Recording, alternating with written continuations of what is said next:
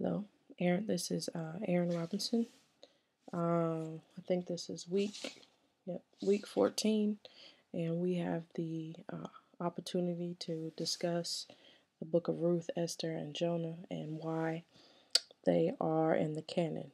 Um, I think that one of the most prevalent things that scholars say that they debate of why Esther is in the canon is because God's name is not mentioned um, in the book. But one thing that I have found when we were studying it uh, is that God's name may not be mentioned in it, but it's on it. And what this book shows is the providence of God. It's God's power in sustaining and guiding human destiny.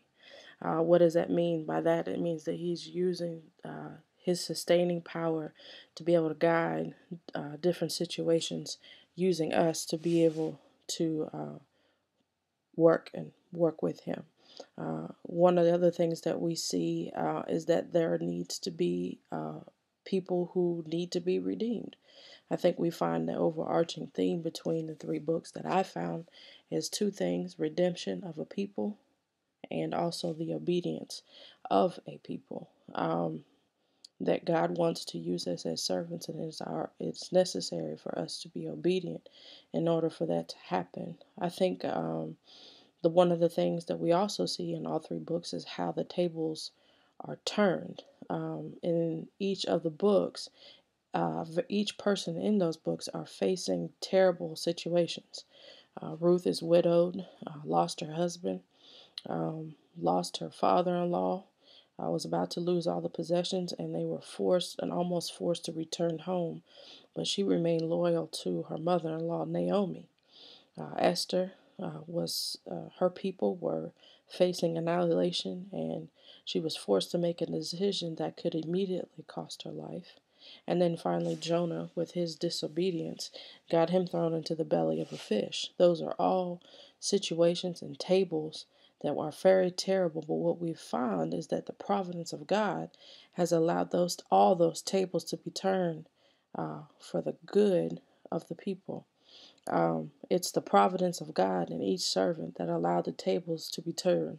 Ruth is now a Gentile, is now redeemed into the family line of Jesus. Esther, whose obedience not only saved her life, but the lives of the people, and those who sought to kill her, they were able to destroy.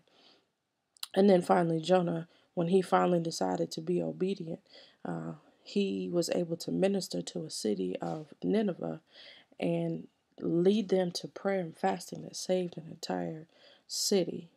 These books are in the canon to remind us that we are all eligible for redemption, and I'm thankful for that, by the death, burial, and resurrection of Jesus Christ, and that to be redeemed is not just for one type of people, but all people.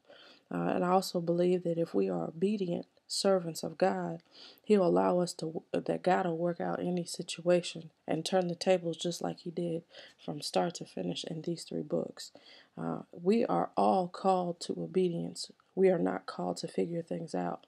And that is what the providence of God states in these three books, is that even though it seems as if the situation is where it is, if as long as we are obedient and follow God's instructions, He will work it out.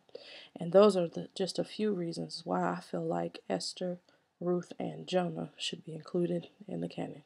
Thank you.